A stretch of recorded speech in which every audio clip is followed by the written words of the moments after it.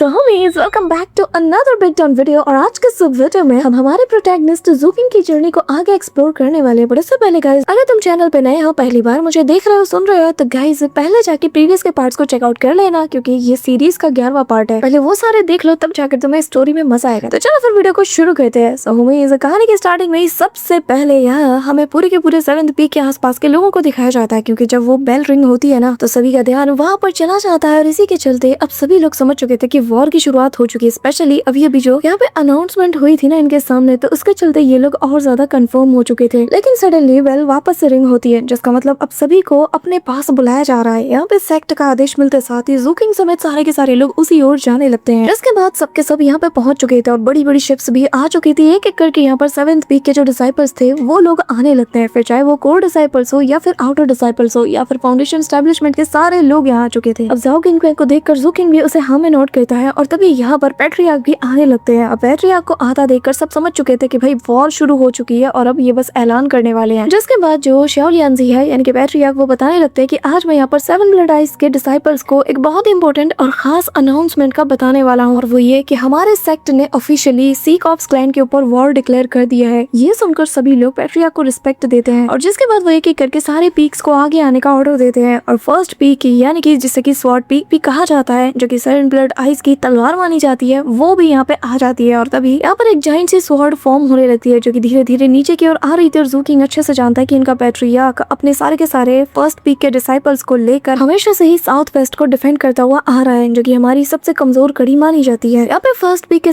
सारे मास्टर समेत सारे के सारे एल्डर आ जाते हैं, आते साथ ही पैट्रियार्क को ग्रीट करते हैं। अब बारी आती है 2nd पीक की, और इनका जो दाव है वो अल्केमी है। अब धीरे धीरे करके ये लोग नीचे की ओर आते हैं और इसे 7 ब्लड आई का बैकबोन कहा जाता है, क्योंकि जो सपोर्ट ये प्रोवाइड कराते हैं ना, बैटल एरिना हो या फिर कहीं पे भी, वो बहुत ज्यादा है। जिसके बाद 2nd पीक मास्टर भी आ जाती है और अपने लोगों के साथ पैट्रियार्क को रिस्पेक्ट देती है। अब बारी आती है 3rd पीक मास्टर की, जो कि स्पेस में क्रैक करते साथ ही यहाँ पर अपने पूरी फौज के साथ आ चुका था। और यहाँ इनका जो दाव है ना, वो फॉरबिडन स्पेल्स है, और कहा यह जाता है कि ये इस सेक्ट का सबसे मिस्टीरियस और सबसे सिनिस्टर लीनेज भी है। जिसके बाद 3rd पीक का मास्टर भी अपने लोगों के साथ पैट्रियार्क को ग्रीट करता है। अब ऐसे ही जो 4th पीक और 5th पीक है, उनके मास्टर भी अपने अपने लोगों के साथ आ जाते हैं। 4th पीक का जो मास्टर है वो बीस्ट को कंट्रोल करता है और 5th पीक की स्पेशलिटी है फॉर्मेशन की। और रही बात 6th पीक की, जो कि आर्टिफैक्ट रिफाइनमेंट में माहिर है, वो भी यहाँ पे आ जाती है। लेकिन यहाँ पे इनके जो आधे लोग थे ये ऑलरेडी बैटल ग्राउंड की तरफ रवाना हो चुके थे। अब बारी आती है हमारे 7th पीक की और पीक मास्टर की, जो कि यहाँ पर आते साथ ही पैट्रियार्क को अपने लोगों के साथ रिस्पेक्ट देते हैं। यहाँ पे 7th पीक मास्टर को देखते साथ ही जो पैट्रियार्क है ना, वो स्माइल करता है। भाई इसका जाइंट सा फेस देखो, कौन कहेगा इसे पैट्रियार्क। यहाँ पे वो कहने लगता है कि लिटिल 7, वैसे मानना पड़ेगा तुम्हारा जो दाव रेजोनेंस है ये पहले से काफी हद तक बढ़ चुका है, मैं फील कर पा रहा हूँ, और अब तो तुम बहुत ही जल्द ब्रेक थ्रू भी करने वाले हो। हाँ क्या बात है, बहुत खूब। अब यहाँ पे बाकी सारे पीक मास्टर जब ये सुनते हैं ना, तो वो भी हैरानी के साथ बस 7th पीक मास्टर को देखे जा रहे थे। अब यहाँ पे पैट्रियार्क अनाउंस करते हैं कि इस वॉर के अंदर पीक मास्टर और जो एल्डर्स है वो लोग आदेश से बंधे हुए हैं, वो लोग अपनी मर्जी से कुछ भी नहीं कर सकते। लेकिन जो फाउंडेशन एस्टेब्लिशमेंट और जो की कंडेंसेशन के जो डिसाइपल्स हैं, उनको कोई भी मजबूर नहीं कर सकता। जानता हूँ कि तुम्हारी कल्टीवेशन को तुम लोगों ने अपनी जी जान लगाकर हासिल किया है, इसीलिए हम तुमसे ज्यादा कुछ नहीं मांग रहे, बस सेक्ट की थोड़ी सी मदद कर दो, यही हमारे लिए बहुत बात है। लेकिन एक बात याद रखना, जो सी कॉप्स क्लैन है उनके पास 100 बिलियन से ज्यादा असेस्ट है, और इसीलिए मैंने डिसाइड किया है कि अगर तुम लोग हमारा साथ देते हो तो जो भी हमें लूट मिलेगी उसका आधा हम तुम में बराबर मात्रा में बांट देंगे। लेकिन जो कोई भी एक बार इस वॉर में एंटर हो गया, वो अपनी मर्जी से फिर जा नहीं सकता। तो बताओ आखिर वो कौन है जो कि हमारे साथ जंग में शामिल होगा। अब सभी लोग ज्यादातर हाँ में जवाब देते हैं और ज़ूकिंग कहने लगता है कि अगर मुझे अपनी लाइफ फ्लेम को इग्नाइट करना है तो मुझे जल्द से जल्द और कोर फॉर्मेशन के लोगों की सोल चाहिए होगी। जिसके बाद पैट्रियार्क एक पोर्टल बनाता है और फिर एक एक करके सभी को उसके अंदर से ले जाते हुए सीधा मैदान जंग की ओर जाने लगता है। अब यहाँ ज़ूकिंग समेत सभी लोग हवा में फ्लोट करते हुए उस पोर्टल के जरिए से सीधा यहाँ पर बैटल एरिना में पहुंच जाते हैं, जहाँ पे सारे के सारे जो एल्डर्स थे वो कमांड कर रहे थे अपने अपने डिसाइपल्स को। यहाँ पे ये जो बैटल था ना, ये मरफुल्क आइलैंड में हो रहा था, जो कि अब इनका फ्रंट लाइन बन चुका है। यहाँ पे ऑलरेडी काफी सारे लोग मौजूद थे। अब सभी लोग एक दूसरे के साथ फाइट करने में बिजी थे। तभी सी कॉप्स रेस वॉर का एक जो बंदा है जिसका नाम शीगुई है, वो यहाँ पे अपनी पूरी रीइंफोर्समेंट को लेकर हाजिर हो चुका था, और जिसके चलते यहाँ पे जो 6th पीक और जो 5th पीक के जो लोग थे ना, जो कि यहाँ पे अभी तक बैटल को मेंटेन किए हुए थे, इनके ऊपर ये भारी पड़ने लगते हैं। भाई यहाँ पे बेचारों को ये कच्चा निकल रहा था, इतनी बुरी हालत कर दी थी। लेकिन सडनली जैसे ये एक फाइनल स्ट्राइक करने वाला था, अचानक से स्पेस में क्रैक बनता है, जिसके बाद एक तेज लाइटनिंग गिरती है शीगुई के ऊपर और वो थोड़ा पीछे हट जाता है। एंड देन और स्वैग के साथ बाकी सारे पीक मास्टर्स भी अपने अपने लोगों के साथ आ चुके थे, जिसके बाद पैट्रियार्क भी आ जाता है, राते सादे सभी को कमांड देता है, कहता है कि इनमें से किसी को भी जिंदा मत छोड़ना। अब भाई यहाँ पे पैट्रियार्क जैसे ही अपना हाथ आगे बढ़ाता है ना, तो भाई सारे के सारे जो लोग जो कि अभी तक मैदान में आए नहीं थे, ऊपर से मीटियोर्स की तरह बिल्कुल नीचे गिर रहे होते हैं। इस दौरान यहाँ पे सी कॉर्प्स क्लैन के लोग अपने एक्सपर्ट्स को समन करने वाले थे, ऑर्डर को भेजने ही वाले थे कि तभी यहाँ पे जो हमारे थर्ड एल्डर है ना 7th पीक के, वो आते साथ ही अपने पास से एक तिलिस्मान को निकालकर कहने लगते हैं कि फाउंडेशन एस्टेब्लिशमेंट के डिसाइपल्स मेरी कमांड सुनो, जल्द से जल्द जितने भी हिडन टेलीपोर्टेशन अरे हैं उन्हें डिस्ट्रॉय कर दो ताकि इनकी रीइंफोर्समेंट यहाँ ना आ पाए। साथ ही वो बताने लगते हैं कि अगर कोई एक स्पेशल अरे को डिस्ट्रॉय करता है ना तो उसे 10,000 स्प्लिट स्टोन्स मिलेंगे। तभी यहाँ पे हम 7 ब्लड आई के बैटल पपेट को भी देख पाते हैं, जो कि एक विशाल का बीस्ट जैसा था, और वो यहाँ पर सी कॉर्प्स के जो शीगुई और जो बाकी लोग थे बड़े बड़े जाइंट से उनसे फाइट कर रहा था। अब ऐसे करते करते बाकी सारे लोग भी आ जाते हैं, जिनमें फर्स्ट पीक के रेड रॉब पहने हुए एक बड़े से एल्डर को हम देख पाते हैं, जो कि यहाँ पर अपनी स्वॉर्ड के जरिए से इन सभी को स्लॉटर कर रहे थे। ज़ू किंग ऑलमोस्ट बच जाता है इनके फाइट में आ जाने से। अब यहाँ पे ज़ू किंग समझ चुका है कि ये ऐसी फाइट है नहीं है कि जिसमें वो इन्वॉल्व हो सके, तो उसे यहाँ से निकलना होगा और वो थर्ड एल्डर का जो मिशन है यानी कि फॉर्मेशंस को ढूंढ के डिस्ट्रॉय करना, वो उसी काम में लग जाता है। अब यहाँ पे ज़ू किंग उसी फॉरेस्ट के अंदर चला जाता है जहाँ पर उसकी मुलाकात लिंगर से हुई थी, यानी कि उसी व्हाइट स्नेक के ह्यूमनाइट फॉर्म से, जिसे कि उसने ट्रांसफॉर्मेशन पिल के जरिए से अचीव किया था। अब यहाँ ज़ू किंग अपने पास से शैडो को निकालता है और उसके जरिए से उसे हिडन टेलीपोर्टेशन का पता लगा ही लेता है, और जैसे इसके पास जाता है ना तो यहाँ पर एक बहुत ही क्रीपी टाइप का पेड़ मौजूद था, जिसके अंदर इन लोगों ने उस टेलीपोर्टेशन गेट को छिपा के रखा था, जैसा कि ज़ू किंग ढूंढ लेता है। और फिर यहाँ पे एक बंदा जो कि सी कॉर्प्स क्लैन का था, वो उस गेट से ना अंदर की ओर आता है। अब ज़ू किंग इसे शैडो के जरिए से मार के लिटा देता है और फिर इसकी सोल को रिफाइन करना शुरू कर देता है। अब ये जो एलियन टेंट था ना, इन्हें डिवोर करते हुए शैडो अपनी कल्टीवेशन को बढ़ा रहा था, जो देखते साथ ही पैट्रियार्क भी पीछे नहीं रहता। तो वो यहाँ पर जो मैजिकल आर्टिफैक्ट्स होते हैं ना, जिन लोगों को भी इन लोगों ने निपटाया था, उसकी जो स्पिरिचुअल रेजोनेंस थी उसे अब्सॉर्ब करके वो भी कल्टीवेट करने का सोचता है। और भाई यहाँ पे तीनों को ही जब इससे फायदा होता है ना, तो ज़ू किंग डिसाइड करता है कि अब हम इस गेट को डिस्ट्रॉय नहीं करेंगे, बल्कि एक एक का आने का इंतजार करेंगे और फिर उन्हें मार के रिफाइन करेंगे। और बस फिर क्या, जैसे ही अगला बंदा आता है, ये तीनों जो कि घात लगाए हुए बैठे हुए थे ना, एक साथ टूट पड़ते हैं। अब ऐसे ही करते करते ये लोग बाकियों का शिकार करते हैं, जिसके चलते ज़ू किंग अपने 23 थर्मा प्रेशर्स को ओपन कर लेता है। अब इस दौरान इतने सारे एलियन टेंट को डिवोर करने के चलते जो यहाँ पे अपना शैडो था ना, वो थोड़ा स्ट्रेंज टाइप का एक्ट करता है। ज़ू किंग उसे देखने ही वाला था कि तभी एक तीसरे बंदे की एंट्री हो जाती है, और तभी एक प्रोफाउंड रेडिएंट स्टेट का कल्टीवेटर आ जाता है, जो कि लाइफ फ्लेम को कल्टीवेट करता है। पूरी तरीके से जैसे ये अंदर आने वाला था ना, ज़ू किंग इसे फील करते साथ ही उस गेट को डिस्ट्रॉय करने चला जाता है, क्योंकि वो इसे यहाँ अंदर आने नहीं दे सकता था। लेकिन जैसे गेट को डिस्ट्रॉय करता है ना, वो बंदा ज़ू किंग को देख लेता है और फिर स्पेस में क्रैक करते हुए वो ज़ू किंग से कहने लगता है कि ह्यूमन, मैं तुझे कभी नहीं भूलने वाला। इसी के साथ ज़ू किंग यहाँ पे शैडो को दूसरा टेलीपोर्टेशन अरे ढूंढने को कहता है। इन्हें मिल भी जाता है और ज़ू किंग का जो एब्सोल्यूट स्लॉटर है ना, वो शुरू हो जाता है। भाई एक एक करके शिकार आते जाते हैं और ये लोग शिकार का शिकार करते जाते हैं। लेकिन यहाँ पे अगली बार वापस से वही प्रोफाउंड रेडिएंट स्टेट का कल्टीवेटर आ चुका था, जिसे देखते जाते ज़ू किंग थर्मापोर्ट के जरिए से हमला करके उस टेलीपोर्टेशन अरे को डिस्ट्रॉय कर देता है। अब यहाँ लास्ट मोमेंट में जैसे ही वो ज़ू किंग का चेहरा देखता है ना वो बंदा, तो वो वापस से गुस्से से तिलमिलाते हुए कहता है कि ह्यूमन, एक बार मुझे आने दे, फिर मैं सबसे पहले तुझे ही मारूंगा। अब यहाँ पे हम देख पाते हैं कि ज़ू किंग अगले लोकेशन में पहुंच जाता है। वहाँ पर भी काफी सारे लोगों को निपटाने के बाद उनकी सोल को डिवोर करके वो ऑलमोस्ट अपनी जो लाइफ फ्लेम है ना, उसे इग्नाइट करने के करीब पहुंच चुका था, और बस एक और धर्मा प्रेशर चाहिए, जिसके बाद उसे ओपन करते साथ ही वो अपने लाइफ फ्लेम को भी इग्नाइट कर लेगा। यानी कि उसके पास इस वक्त 29 धर्मा प्रेशर्स थे, जिन्हें कि उसने ओपन किया है। एक और यानी कि टोटल 30 जो धर्मा प्रेशर्स है, उनके जरिए से वो अपने लाइफ फ्लेम को कंडेंस कर सकता है। लेकिन मसला ये था कि अब यहाँ पर इस गेट से कोई भी नहीं आता, तो यहाँ पे ज़ू किंग समझ आता है कि इन लोगों को पता चल चुका है कि कुछ तो गड़बड़ है, इसीलिए कोई भी टेलीपोर्ट नहीं हो रहा। तो ज़ू किंग इस गेट को भी डिस्ट्रॉय करके आगे बढ़ जाता है। पर ज़ू किंग अच्छे से जानता है कि यार 2 लाइफ फ्लेम के साथ ना ज़ू किंग बहुत ही पावरफुल कल्टीवेटर बन जाएगा और उसे इस काम को जल्द से जल्द अंजाम देना होगा। और यहाँ से फ्लाई करते हुए वो बस मन में यही कहता है कि अगर ये हो गया तो शायद तब मैं कैप्टन को बीट कर पाऊंगा। मतलब उसका टारगेट कैप्टन है कि भाई इसने मुझे कैसे हरा दिया। अब यहाँ पे ये लोग एक ऐसे टेंपल के पास पहुंच जाते हैं जहाँ अंदर कुछ लोग फाइट कर रहे थे। अब यहाँ पे जो शैडो था ना, ये बात करना शुरू कर देता है, जो देखकर ज़ू किंग खुद भी हैरान था। तो यहाँ पे पैट्रियार्क बताता है कि हाँ, और इसने भी बताया कि अंदर एक फाउंडेशन एस्टेब्लिशमेंट का भी कल्टीवेटर मौजूद है और वो असल में ह्यूमन है और बाकी 2 सी कॉर्प्स क्लैन के। अब यहाँ पे ज़ू किंग समझता है कि उसे बस एक और प्रेशर को ओपन करना होगा, जिसके बाद उसकी लाइफ फ्लेम कंडेंस हो जाएगी। अब यहाँ पे जो बंदा अंदर फाइट कर रहा था वो असल में 3rd पीक का डिसाइपल है, और वो ज़ू किंग को देखते साथ ही कहने लगता है कि तुम 7th पीक के हो ना, आओ मेरी मदद करो। ज़ू किंग चुपचाप बात सुन रहा था। इस दौरान यहाँ पे ये जो ऑक्टोपस जैसा क्रिएचर था वो उसे पकड़ लेता है, और जैसे से मारने वाला था वो चिल्लाते हुए कहता है कि मेरी मदद करो, मैं तुम्हें 1 लाख स्पिरिट स्टोन्स दूंगा। जूकिंग यहाँ मैदान में एंट्री मारता है और कहता है कि ठीक है, डील पक्की। अब यहाँ पे वो आते साथ ही उस बंदे को तो निपटा देता है, लेकिन सी कॉप्स का एक और बंदा मौजूद था और जैसे ही वो उसे मारने वाला था ना, तभी अचानक से एक थर्ड पर्सन भी आ जाता है जो कि फाउंडेशन एस्टैब्लिशमेंट स्टेज पे था और ये भी जूकिंग की तरह अपने 29 धर्मा प्रीचर्स को ओपन कर चुका था। इसका नाम मोशु था। अब मोशु यहाँ पे कहने लगता है कि सब लोग पीछे हट जाओ, ये मेरा शिकार है, क्योंकि वो भी अच्छे से जानता है कि इसको भी बस एक धर्मा प्रीचर को ओपन करना है और जिसके बाद ये अपनी लाइफ फ्लेम को इग्नाइट कर लेगा। अब जूकिंग अच्छे से जानता है कि वो अकेले तो इसे निपटा नहीं सकता, तो बेहतर है कि इसके पीछे जो बंदा खड़ा है जो कि कमजोर है उसे निपटाया जाए, फिर लाइफ फ्लेम कंडेंस हो जाएगी और जिसके बाद मैं इसकी वाट लगा के रख दूंगा। लेकिन कमाल की बात ये है कि यहाँ पे जो मोशु था ना, वो भी सेम यही चीज सोच रहा था कि मैं इस वक्त इससे नहीं बल्कि इसके पीछे जो कमजोर वाला बंदा है उसे टारगेट करता हूँ। अब जिन दोनों बंदों को टारगेट किया जाता है उनकी शक्ल भी देखने लायक थी। अब जूकिंग यहाँ पे पहले वाले के तो मार के लिटा देता है, लेकिन जैसे उसे खत्म करने वाला था सडनली मोशु भी यहाँ पे 7th पीक के उस डिसाइपल को ऑलमोस्ट निपटा चुका था। लेकिन यहाँ पे जो टेलीपोर्टेशन अरे था ना, वो अचानक से ग्लो करता है और इसके अंदर से वही फेमिलियर सी ऑरा आ रही थी और ये असल में इनका लॉर्ड युनचेन है। और वो जैसे ही अंदर आता है जूकिंग को देखते साथ ही कहने लगता है कि तो वो तुम ही थे ना जो कि बार बार टेलीपोर्टेशन अरे के साथ इंटरप्ट कर रहा था। अब युनचेन जो कि फाउंडेशन एस्टैब्लिशमेंट के बिल्कुल अर्ली वन पे है, जिसने कि अपनी लाइफ फ्लेम को भी इग्नाइट कर लिया था, वो इमीडिएटली मोशु से कहता है कि तुम्हें इस टेलीपोर्टेशन अरे को गार्ड करना है और वो भी सिर्फ अगले 3 सांसों तक, और 3 सांसों के अंदर ही मैं इसका खेल खत्म करके रख दूंगा। यहाँ पे जूकिंग जानता है कि अगर मुझे इसे हराना है तो सबसे पहले मुझे खुद अपनी लाइफ फ्लेम को इग्नाइट करना होगा, तो वो सीधा उसकी तरफ टारगेट करते हुए चार्ज करता है। अब ये देखते साथ ही जो मोशु था ना, वो भी समझ आता है कि अच्छा तो ये अपनी लाइफ फ्लेम को इग्नाइट करना चाहता है, तो वो उसे रोकने के लिए जाता है। तो यहाँ पे जूकिंग थर्ड पीक के डिसाइपल से कहता है कि अगर तुम्हें जिंदा रहना है तो इसे रोको। अब ये सुनते साथ ही वो भी अपनी सीक्रेट आर्ट का यूज करता है और कहने लगता है कि मैं उस पर भरोसा करता हूँ। अब तभी यहाँ पे इसके अंदर से क्रिएचर बाहर आती है जिसके काफी सारे सर होते हैं और यहाँ पे मोशु को वो रोक लेता है। अब तक जूकिंग टाइकांग ब्लेड का यूज करके इस बंदे को निपटा देता है और इसकी सोल को जब तक ये डिवोर कर रहा था ना, तभी मोशु खुद को आजाद कर लेता है और मार के यहाँ थर्ड पीक के डिसाइपल को लेटा देता है और कहता है कि मैं इसे ब्रेक थ्रू करने नहीं दे सकता। और तभी वो यहाँ एक तलिस्मान का यूज करते हुए काफी सारे शार्प ऑब्जेक्ट से जूकिंग के ऊपर हमला करता है। दूसरी तरफ यहाँ टेलीपोर्टेशन अरे से ये जो इनका एल्डर था ना, यानी कि युनचेन,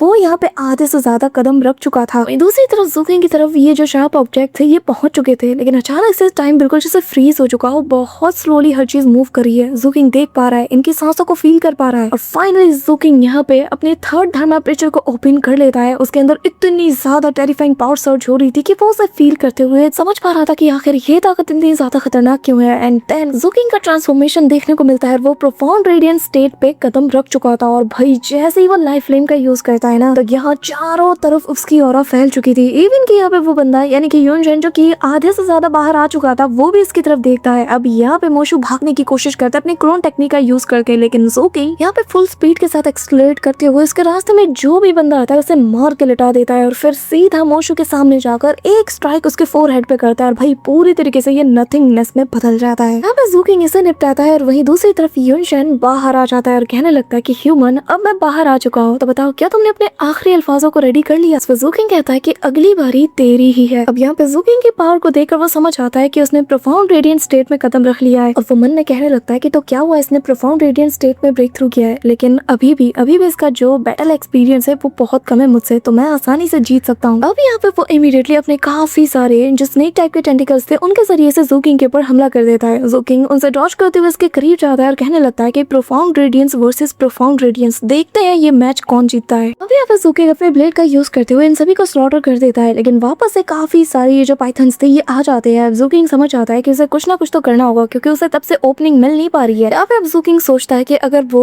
2 फ्लेम पावर को इग्नाइट करे तो, और जूकिंग एग्जैक्टली ऐसा करता भी है, जहाँ पर वो अपने 2 फ्लेम कॉम्बैट फॉर्म को एक साथ अनलीश करता है और जिसके चलते उसके पीछे 2 लाइफ फ्लेम के रिंग्स बन जाते हैं। और फिर यहाँ पे भाई जो युनचेन था ना, इसके होश उड़ जाते हैं क्योंकि सेकंड्स में ही उसकी जो पावर थी, उसकी जो स्ट्रेंथ थी ना, वो डबल हो चुकी है और वो भी देख के समझ चुका था कि इसके पास 1 लाइफ फ्लेम नहीं बल्कि 2 लाइफ फ्लेम है। अब तभी जूकिंग यहाँ पर अपनी सारी पावर को एक जगह पे गैदर करते हुए कहने लगता है कि क्या हुआ, तुमने तो कहा था कि तुम मुझे 3 सांसों के अंदर मार दोगे, तो चलो अब मैं तुम्हें 3 सांसों का वक्त देता हूँ यहाँ से एस्केप करने का। अब तभी यहाँ भाई वो उल्टे पैर उसी टेलीपोर्टेशन के जरिए से भागने की कोशिश करता, लेकिन वक्त जैसे थम चुका था और जूकिंग धीरे धीरे स्लोली इसकी तरफ वॉक करते हुए उल्टी गिनती शुरू करता है, पहले 3 और फिर 2 और ऐसे ही करते करते यहाँ पे जो युनचेन है वो भी गेट के बहुत करीब पहुंच चुका था, लेकिन जैसे ही वो पीछे मुड़ता है वही जूकिंग गायब। युनचेन बहुत ही ज्यादा खुश था कि वो बहुत करीब पहुंच चुका है, लेकिन जैसे ही सामने देखता है तो काल बन के जूकिंग खड़ा था और फिर जूकिंग अपनी फिंगर को पॉइंट करते हुए कहता है टाइम्स अप, और एक स्ट्राइक, भाई क्या कड़ाकेदार बिजली गिरती है इस बंदे पे और ये जो इम्पैक्ट था इसकी बॉडी और हार्ट झेल नहीं पाता, सभी एक्सप्लोड कर जाते हैं और उस रास्ते में जहाँ जहाँ से अटैक इम्पैक्ट गुजरता है ना, उस जगह के बिल्कुल चीथड़े उड़ जाते हैं। अब इसकी सोल को रिफाइन करने के बाद ज़ूकिंग के पास अब 31 थर्मा प्रीचर्स हो चुके हैं ओपन। अब ज़ूकिंग मन में यही सवाल करता है कि अब तो मेरे पास 2 लाइफ लैम्प की पावर है, तो न जाने मैं कैप्टन का सामना कैसे करूंगा, क्या ये इनफ होगा उन्हें बीट करने के लिए। अब यहाँ पे जो थर्ड पीक का डिसाइपल था वो ज़ूकिंग के फॉर्म को देखकर शॉक्ड था। ज़ूकिंग इसकी तरफ हाथ फैलाता है और तभी उसे याद आता है कि अरे हाँ, मुझे तो स्पिरिट स्टोन्स देने थे। इसके बाद वो उसे 1 लाख स्पिरिट स्टोन्स टोकन्स दे देता है और जिसके बाद ज़ूकिंग इसे लेते साथ ही इस जगह को डिस्ट्रॉय कर देता है। और उसके जाते साथ ही जो थर्ड पीक का डिसाइपल था उसे रियलाइज होता है कि सच में ये कितना ज्यादा खतरनाक है। अब ज़ूकिंग यहाँ से काफी दूर निकल चुका था, लेकिन वो फील कर पा रहा था कि अपनी लाइफ फ्लेम को इग्नाइट करने के बाद उसकी कंडीशन पहले से और ज्यादा स्ट्रॉन्ग हो चुकी है। अब बारी थी इन दोनों की खबर लेने की, यानी कि शैडो और पेट्रिया की। अब ज़ूकिंग इन दोनों से कहने लगता है कि मैंने जो तुम दोनों को टाइम दिया था वो खत्म हो चुका है, अब बारी है रिजल्ट की। भाई दोनों की ना ऐसे मतलब डर के मारे हालत खराब हो जाती है। बेचारा शैडो जिसने कि अभी अभी बोलना सीखा था, वो खुद ही यहाँ पे हकलाते हुए कहने लगता है कि मैं खा के ब्रेक थ्रू कर सकता हूँ। लेकिन इससे पहले कि वो अपनी बात खत्म कर पाता है, यहाँ पे पेट्रिया अपनी बात बताना शुरू कर देता है कि मास्टर चिंता मत कीजिए, मैं भी बहुत जल्दी ब्रेक थ्रू कर लूंगा, बस मुझे कुछ और मैजिकल ट्रेजर्स की जरूरत पड़ेगी, जिसके बाद आपका जो आयरन ब्लेड है ना वो भी प्रोफाउंड रेडिएंट स्टेट की पावर को अचीव कर लेगा। यहाँ पे इन दोनों की प्रोग्रेस से देखकर ज़ूकिंग थोड़ा सा सहमत तो था, लेकिन इन्हें जताता नहीं है। तो वो अपने नॉर्मल फॉर्म में आते साथ ही मन में कहने लगता है कि मुझे जल्द से जल्द ब्रेक थ्रू करना ही होगा और ज्यादा से ज्यादा धर्म प्रीचर्स को ओपन करना है। और अब जो ऑर्डिनरी फाउंडेशन एस्टेब्लिशमेंट के जो कल्टिवेटर्स थे वो लोग तो मेरे किसी काम के नहीं, मुझे और पावरफुल सोल्स को गैदर करना होगा। लेकिन जो सीक ऑफ रेस के लोगों को मैंने मारा है ना वो बहुत कम है, लेकिन फिर भी मैंने 2 फ्लेम पावर को अचीव कर लिया और इसी के चलते सबका शक मुझ पे जरूर जाएगा। अब ज़ूकिंग समझ चुका है कि उसे अपने किल काउंट को सबसे ज्यादा बढ़ाना होगा और काफी जल्दी करना होगा। लेकिन तभी उसे याद आता है कि जो शैडो है ना वो अभी थोड़ी देर पहले कुछ अजीब सा बिहेव कर रहा था और वो पूछने लगता है कि तुमने जब सीक ऑप्स को डिवोर किया था तो तुमने तब उनकी ऑरा को कॉपी किया था, बिल्कुल उनके जैसे, मुझे दिखाओ आखिर तुमने वो कैसा किया। अब यहाँ पे शैडो कंफ्यूज हो रहा था, तो यहाँ पे पेट्रिया को उसे एक लगाता है और कहता है कि तुझे सुनाई नहीं दे रहा मास्टर क्या कह रहे हैं। अब यहाँ पे वो बिल्कुल वैसा ही करता है। अब तभी ज़ूकिंग उसकी ऑरा को थोड़ा सा अब्सॉर्ब करता है और जिसके चलते यहाँ उसके हाथ पे जो डिवाइस था ना उसमें जो उसका किल काउंट था ना वो और ज्यादा बढ़ जाता है। पहले 38 था और अब 39 हो जाता है, जिसके चलते ज़ूकिंग समझ जाता है कि बस ये जो ऑरा ही है इसे डिटेक्ट करते ही ये डिवाइस जो बैटल एरिना में किल काउंट से उन्हें काउंट करता है। लेकिन ज़ूकिंग को फिक्र भी हो रही थी कि पता नहीं शैडो आखिर कब तक इन सारी चीजों को बर्दाश्त कर पाएगा, लेकिन फिर भी वो इतने टाइम से सप्रेस होता हुआ आ रहा है तो शायद आगे सर्वाइव कर जाए। अब यहाँ पे ज़ूकिंग अगले मिशन पे फोकस करता है। अब यहाँ पे ये लोग तीनों लग जाते हैं काम पे और ऐसे ही देखते देखते ज़ूकिंग अपने 40 थर्मा प्रेशर्स तक को ओपन कर चुका था और इस दौरान उसका जो किल काउंट है वो 4800 के करीब पहुंच चुका है। लेकिन जो शैडो था ना उसने अकेले 3000 लोगों को निपटाया था और उसी की ऑरा को अब्सॉर्ब करके उसने अपने काउंट्स को बढ़ाया। ज़ूकिंग को मन में थोड़ा सा ख्याल आता है कि कहीं कोई इसके ऊपर शक न कर ले, लेकिन जब वो यहाँ पर वू जियानवू को चेक करते हैं ना तो भाई उसके 10,000 के ऊपर किल्स थे, जिसके चलते वो फर्स्ट रैंकिंग पे आता है। सेकंड पे ल्यू कियून और जो थर्ड पे है वो श्याओ श्याओ था। अब यहाँ पे 4th नंबर पे जो वांग गोंग है, जैसे कि तुमने अभी देखा नहीं है, उसका नाम आता है। यहाँ पे ज़ूकिंग समझ चुका था कि भाई सबके अपने अपने मेथड्स हैं, तो भाई मुझे इतनी फिक्र करने की क्या जरूरत है। यहाँ पे ज़ूकिंग सोचता है कि थोड़ा सेफ खेला जाए, तो वो यहाँ पर मिशन को करने निकल पड़ता है और वो यहाँ पर एक मिशन को चूज करता है जिसके अकॉर्डिंग उसे जल्द से जल्द पर्ल आइलैंड पे पहुंचना होगा, जहाँ पर सेकंड पीक के डिसाइपल्स हैं और उनके साथ मिलकर उसे इवैक्यूएशन में मदद करनी है। यहाँ पे हम देख पाते हैं कि जो सिस्टर गू थी ना वो ऑलरेडी मौजूद थी और यहाँ पर ये लोग इन लोगों से फाइट करते हुए एक बैरियर को लगा देते हैं और फिर यहाँ पे जो बाकी सारे लोग थे वो टेलीपोर्टेशन एरिया को ठीक कर रहे थे। अब सिस्टर गू यहाँ पे पूछने लगती है कि बताओ क्या ये ठीक है, जिस पे वो बताने लगती है कि यहाँ की जो ऑरा है ना इस ग्रैंड एरे को सप्रेस कर रही है, जिसके चलते यहाँ पर सिर्फ लोगों को रिसीव किया जा सकता है लेकिन यहाँ से किसी को भेजा नहीं जा सकता। अब ये लोग समझ आते हैं कि ये लोग इनकी जाल में फंस चुके हैं और अब ये लोग किसी वक्त मारे जाने वाले हैं। लोग पैनिक कर रहे थे लेकिन सिस्टर गू ने हिम्मत देती है और कहती है कि हमारे सेक्ट की रीइंफोर्समेंट किसी भी वक्त आती होगी, बस तब तक हमें होल्ड करना है। अब हम ली या वही को देख पाते हैं जो कि 7 ब्लड आइज की जो पीक एंडर है वो यहाँ पे सोच में पड़ जाती है कि आखिर करे तो करे क्या। तभी वो यहाँ पे सिस्टर गू यानी कि मून किंग से कहने लगती है कि मेरी बात सुनो, अगर सिचुएशन हद से ज्यादा बिगड़ जाती है तो तुम चुपचाप यहाँ से निकल जाना। ये कहते हुए वो उसे एक जेड टोकन देती है और कहने लगती है कि जिसके बाद तुम्हें उस पॉइजन रिस्ट्रिक्शन पिल को इग्नाइट करना है। अब तभी यहाँ पर एक जोर की तलवार सीधा उस बैरियर पे जा गिरती है जिससे वो कमजोर हो चुका था। अब सभी लोग जान चुके थे कि भाई मौत इनके दरवाजे पे खड़ी है। यहाँ पे तभी सीकॉप्स क्लैन का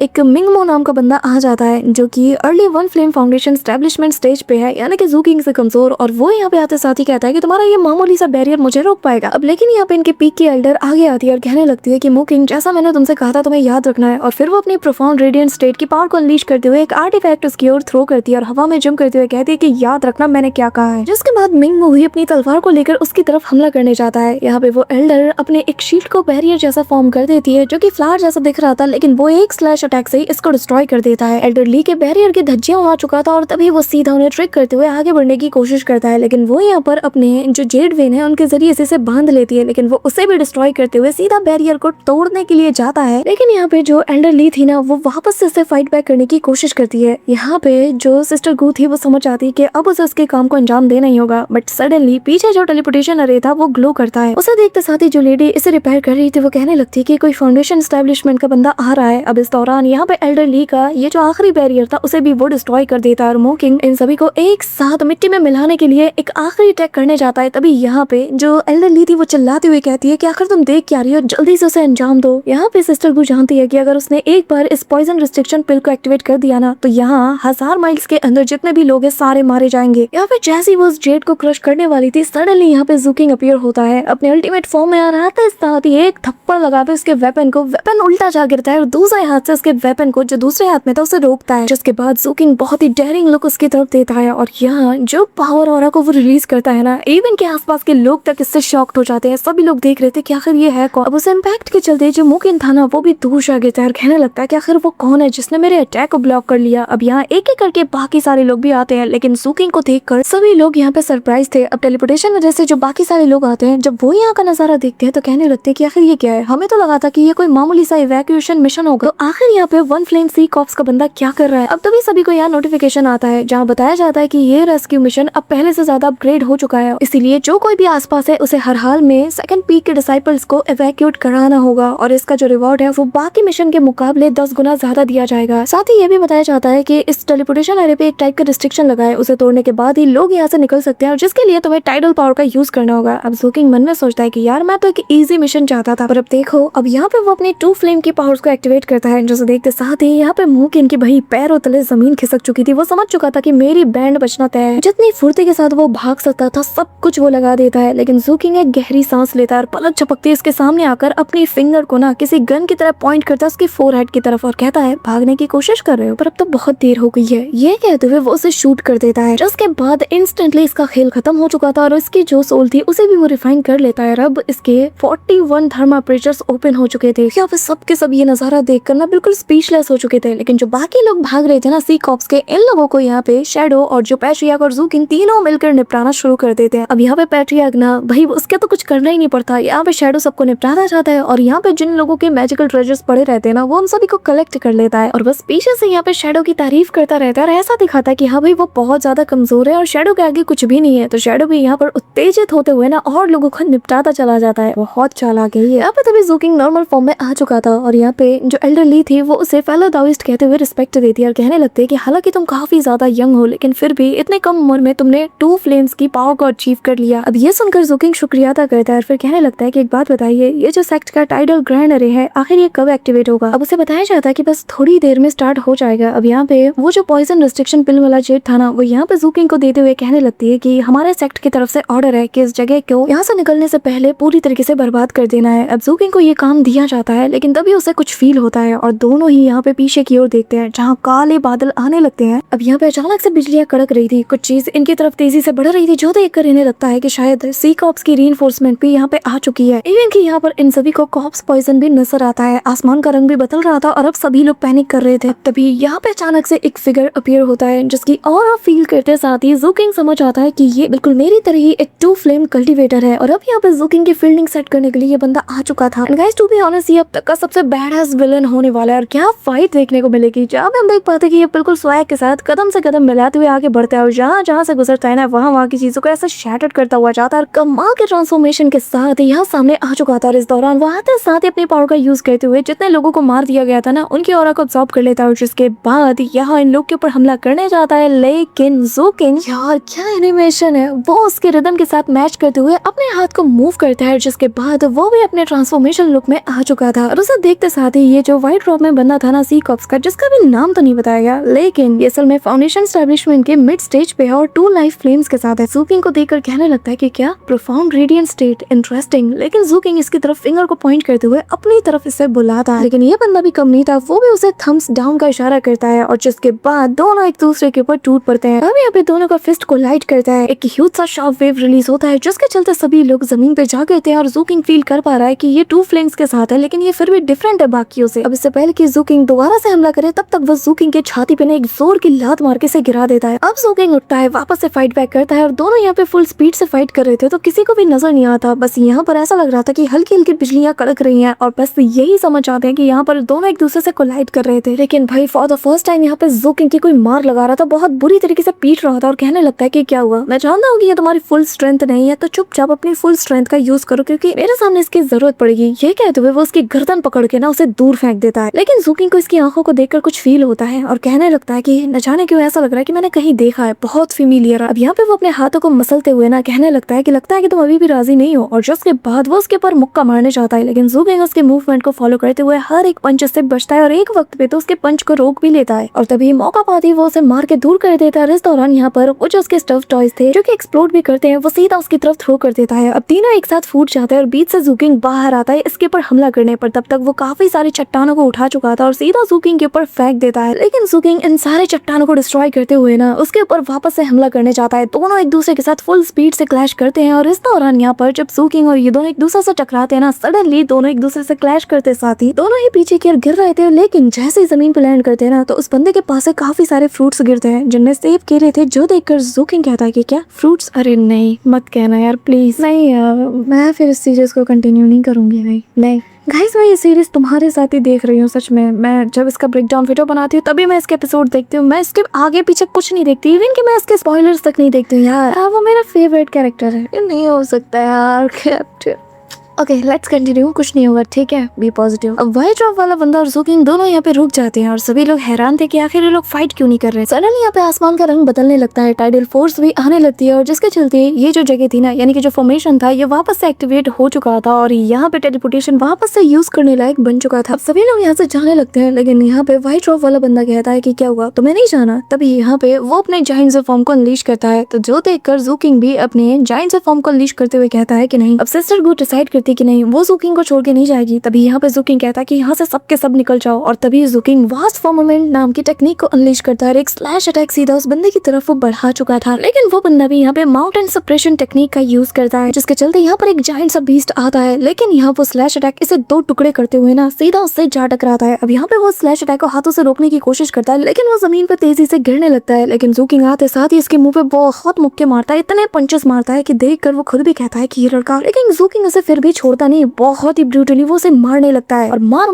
मार के सीधा उसके मेन पॉइंट पे जैसे ही लात मारने वाला था ना, यहाँ पे वो उसकी टांग रोक लेता है और कहने लगता है कि लड़के ये बहुत ही ज्यादा घटिया है, तुम्हें ऐसी जगह पे नहीं मारनी चाहिए। अब जैसे ही वो उसकी छाती पर मुक्का मारने वाला था तो ज़ूकिंग उसके हाथ को रोक लेता है और फिर उसके एक बाल को पकड़ते हुए ना घसीटता है और उसके ऐसा करते साथ ही ना वो आई करते हुए चिल्ला उठता है। ज़ूकिंग स्माइल करता है और फिर घुटने को सीधा उसके पेट में दे मारता है और जिसके बाद कुछ बालों को भी तोड़ देता है और फिर फाइनल किक मारते हुए इसे दूर फेंक देता है। अब तभी वो कहने लगता है कि तेरी इतनी हिम्मत, लेकिन ज़ूकिंग उसके बालों को हाथ में लेते साथ ही स्माइल करता है फिर उन्हें बर्न कर देता है। पर तभी इससे पहले कि वो कुछ कह पाता पीछे से यहाँ पे एल्डरली और यहाँ पे जो सिस्टर गु है वो उसे आवाज देती है। अब यहाँ पे पूरी की पूरी बीस्ट टाइड भी आ चुकी थी, सभी लोग रिट्रीट कर रहे थे और ज़ूकिंग भी समझ आता है कि यहाँ से निकलने का वक्त आ चुका है और जैसे ही वो उस फॉर्मेशन में एंटर होता है ना तो जाते हुए उसे यहाँ पर अपनी लास्ट फिंगर दिखा देता है, जो देखकर इस व्हाइट रॉब बंदे की सटक जाती है और वो कहने लगता है कि इसकी इतनी हिम्मत है। अब ज़ूकिंग स्माइल करते हुए डिसअपीयर हो जाता है और तभी यहाँ पे वो बंदा व्हाइट रॉब वाला कहने लगता है कि ये किक्स की इतनी हिम्मत, आखिर ये इतना स्ट्रॉन्ग कब से बन गया? हाँ और मेरी गलती क्या थी? लास्ट टाइम मैंने बस इसका एक बाल तोड़ा था और इसने मेरे इतने सारे बाल तोड़ लिए। लगता है कि मेरे अगेंस्ट ना इसके दिल में बहुत सा गुस्सा भरा हुआ है, एक बार मिलने तो दोबारा फिर मैं इसकी खबर लूंगा। इसको पता भी है सी कॉप्स का मेंबर प्रिटेंड करना कितना ज्यादा मुश्किल है, मैंने कितनी मेहनत की, मैं तो बस यहाँ पर कुछ पिल फर्नेस के लिए आया था, लेकिन देखो आज इसने मेरी इतनी बुरी तरीके से बैंड बजा दी। अब ये कहते हुए वो जैसे ही उस एप्पल को उठा के खाने लगता है ना तो भाई वो पॉइजनस निकलता है, जिसके चलते कैप्टन अपने असली लुक में आ जाता है। यार मुझे डरा दिया था, शर्म आनी चाहिए। अब तभी वो वापस से पिल्स को खा लेता है जिससे वो वापस से उसी लुक में आ चुका था। इस दौरान यहाँ पर जो पिल रिस्ट्रिक्शंस को लगाया गया था ना, पॉइजनस पिल रिस्ट्रिक्शंस को, वो एक साथ एक्सप्लोड कर जाती हैं। अभी यहाँ पे कैप्टन बिगड़ता हुआ नजारा देखकर कहता है कि मुझे दूसरा सील ढूंढना होगा ताकि मैं इस लड़के को ढूंढ के ना उसे सबक सिखा पाऊं, आखिर इसकी हिम्मत कैसे हुई। दूसरी तरफ ज़ूकिंग जैसे ही बाहर आता है ना तो सभी लोग इसका शुक्रिया अदा करते हुए यहाँ से जाने लगते हैं, लेकिन उसके मन में सवाल यही था कि आखिर कैप्टन एक सी कॉप्स कब बन गया। अब यहाँ पे ये बेवकूफ सोच में पड़ जाता है कि क्या कैप्टन इतना ज्यादा कमजोर निकला कि सी कॉप्स के लोगों ने उसे मार दिया और उसकी बॉडी को अपने वेसल के तौर पे यूज किया, या फिर ट्रेजर की लालच उसे इस हद तक ले गई कि वो उनके जैसा बन गया। पर यहाँ पे ज़ूकिंग स्माइल करता है, कहने लगता है कि अगर वो वाकई में कैप्टन है तो मैं उसे अच्छे से जानता हूँ, वो यहाँ पर बदला लेने तो जरूर आएगा, जिसका मतलब मुझे जल्द से जल्द ब्रेक थ्रू करना ही होगा क्योंकि कैप्टन भी पहले से ज्यादा स्ट्रॉन्ग बन चुका है। यहाँ पे ज़ूकिंग को एक अपोनेंट मिल चुका था और इसका मतलब यही है कि उसे जल्द से जल्द ब्रेक थ्रू करना ही होगा। इस दौरान यहाँ पे सिस्टर गूस का शुक्रिया अदा करती है और बताने लगती है कि मुझे यहाँ से जाना होगा क्योंकि जो करंट की वॉर चल रही है इसकी चाबी असल में सी आर्किपेलागो आइलैंड में मौजूद है और जहाँ पर की ये मेजर बैटल लड़ी जा रही है। अब यहाँ पे कहानी शिफ्ट होती है और हमें 7 पीक मास्टर और बाकी लोगों को दिखाया जाता है, जहाँ पे सी कॉप्स का एंसेस्टर और साथ ही यहाँ पे शाओ लियांजी जो कि हमारे 7 ब्लड आई के एंसेस्टर हैं, दोनों मौजूद थे आमने सामने। और यहाँ सी कॉप्स का एंसेस्टर कहने लगता है कि तुम्हें क्या लगता है कि तुम लोगों ने बहुत बड़ी जीत हासिल कर ली है, तुमने हमारे खिलाफ जंग का ऐलान करके बस अपनी कब्र खो दी है। जिस पे पीक मास्टर कहता है कि चाल तो चल चुकी है, जंग भी शुरू हो चुका है, अब यहाँ से हम पीछे नहीं हटने वाले। और बस इसी सीन के साथ आज का ये ब्रेकडाउन वीडियो यहीं पे एंड होता है। और वीडियो तुम्हें कैसी लगी कमेंट में जरूर बताना। और हाँ, मैं तुम सभी के कमेंट्स रीड करती हूँ, तो यार एक प्यारा सा कमेंट जरूर करना। तुम लोग कमेंट में अपनी राय भी दे सकते हो कि आगे मुझे कौन कौन सी न्यू सीरीज अपलोड करनी चाहिए, और जिसके भी सुझाव और जिसके भी आइडियाज पसंद आएंगे प्रोबेबली मैं आने वाले 1 हफ्ते के अंदर उन्हें भी स्टार्ट कर दूंगी। सो गाइस, अगर तुम वीडियो को यहाँ तक देख रहे हो, मेक श्योर कि तुम वीडियो को लाइक करके चैनल को सब्सक्राइब जरूर कर रहे हो। तो मिलते हो मैं तुमसे नेक्स्ट ब्रेकडाउन वीडियो के साथ, तब तक के लिए बाय।